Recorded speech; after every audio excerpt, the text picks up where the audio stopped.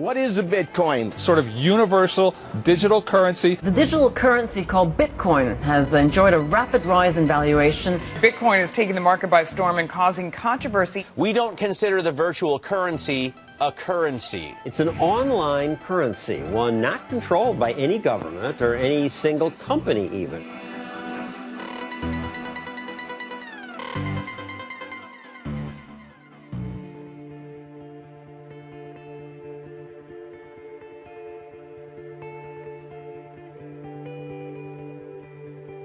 In order to understand Bitcoin's potential to revolutionize the global financial system, we must first understand what it is and why it matters. Bitcoin is kind of like email for money, right? If you remember, we used to write letters, now we do email. We used to, read the newspaper, now we read content online like Elite Daily. So Bitcoin is the next evolution of financial services. It means it's just a better way to trade money, to store money, and you can do this on a global basis. If you're in Argentina, or you're in China, or you're in San Francisco, it doesn't matter, you can use Bitcoin. It's essentially digital gold. It's restricted in supply, unlike, say, a central bank who can just print away every day more money. There's a restriction. The algorithm of Bitcoin prevents that from happening. In the 5 years since it was first introduced to the public, Bitcoin's popularity and value have skyrocketed. In 2010, a Bitcoin was valued at less than $1. Last December, the price for a single Bitcoin soared to more than $1,100. But what do you actually use them for, Trace Mayer? Well, I use them to pay independent contractors that are all over the world, whether they're in India or the Philippines. I've used them to purchase digital products such as ebooks or MP3 files. With Bitcoin, everything is mathematically provable. The number of Bitcoins that exist, whether they've been transferred or not. When you log into your online banking and you see that you have digits in there, like, why do you trust that? Bitcoin's users use virtual wallets to store Bitcoins. These wallets can be managed using special applications and software that can be downloaded to phones, tablets, or personal computers. If business owners would realize how simple it is to accept Bitcoin and how many advantages there are without any disadvantages when they're using a merchant processor, more and more businesses are going to start doing it once they realize how easy it is and that there's no downside, essentially. Credit cards normally charge a 3 to 5% processing fee. With these Bitcoin merchant processors, like the one we're using now, BitPay, they charge 1%. There's some newer ones that charge a 0% processing fee. Another thing is with credit cards, it usually takes anywhere from 3 to 5 business days to really get the money into your bank account, which can be tough for cash flow sometimes. With this, they send the money into our account the next morning. And the third thing, which is actually really important, especially for small businesses, especially in the food and beverage industry, is chargebacks. With Bitcoin, there's no chargebacks because essentially it's like digital cash. Once it's sent, it's sent. But while the Bitcoin market is growing more popular in the mainstream, and as more Bitcoin businesses are founded each day, the virtual currency now faces some serious hurdles that could jeopardize to its long-term viability. A lot of Bitcoin people say there's no financial crime that happens whatsoever, and that's not true. There is actually a lot that happens. But on the other hand, it's nowhere near what we think it is. So the US government has done some studies and found out that not a lot of people use it for terrorist financing. But the concern is when those types of people learn about it, they will start to use it for terrorist financing.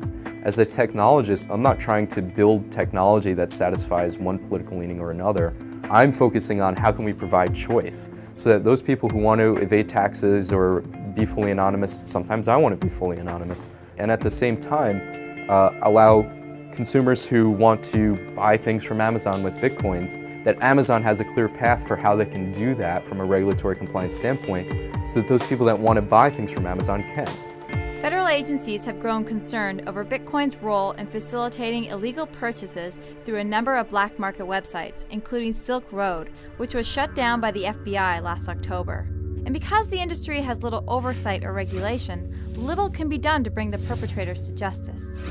I think the most important thing is to really do your research, do your due diligence. And for people who aren't completely unfamiliar with this space, it's kind of similar to people that were investing in penny stocks in the 1920s. If you don't do your research and you start investing in financial institutions that are unregulated, then you could lose a lot of money. And I think there are people who are thinking of getting into the Bitcoin space that should have the similar concerns.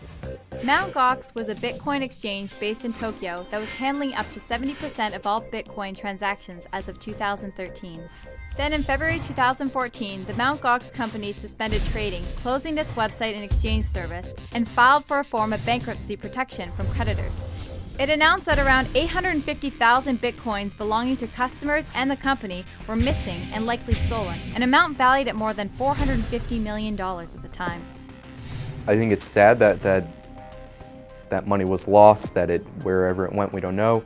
But I think it can be a good thing in that it's an investment in the need to address this issue. You know, people compare Bitcoin to where we are today to 1994 and the internet.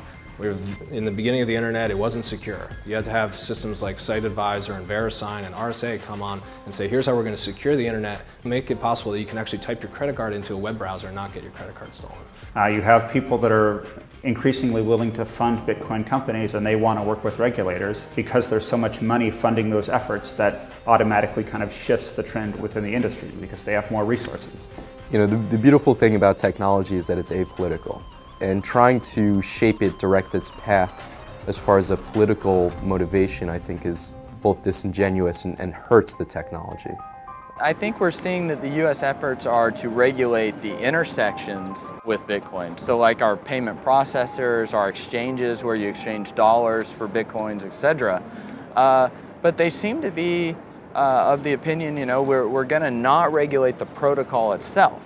And that makes a lot of sense because it's the technology and the innovation that has really driven the U.S. economy for the last 20 years. It's the Facebooks, the Googles, the Amazons, it's our tech industry, and I think they see this as being a similar area. There's a lack of healthy dialogue between the various parties. The banking community, the libertarian Bitcoin community, the regulatory community, there's a lot of voices in each camp. So I think trying to find some common ground that satisfies most people's needs is really challenging. When I first started writing about Bitcoin about a year and a half ago, I was one of the only lawyers to suggest that it should be regulated. And as a result of that, I got hundreds of tweets one day, most of which were very negative, but one of which was an American tweeter that tweeted out Christine Duhame should be killed. I mean, we've received death threats, and you know, Bitcoin is bigger than any one individual, in my opinion, and so that's the philosophy I take on it.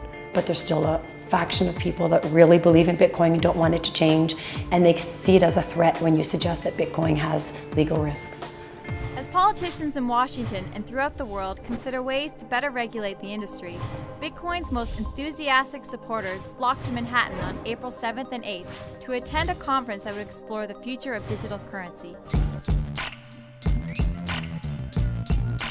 Bitcoin at $465. It's the future of currency. It's decentralized, no government controls it, no one person controls it. It's run by the community. It will start to be accepted everywhere in 10 or 20 years. I see it exponentially growing worldwide. I don't think you can limit it. I don't think it's limitless. The industry's sort of at an explosion point right now. You know, you can tell from the conference here and the amount of people that there's a wide variety of interests, not just from consumers, but from merchants, from investors, venture capitalists. There's a lot of money coming to the Bitcoin world. The value of anything, whether it's dollars or gold and silver or Bitcoin, comes from the value that people ascribe to it in their minds. So if people believe something is valuable, that's where the value comes from. It's not an intrinsic property of a dollar bill or a piece of gold. It's because people believe it's valuable.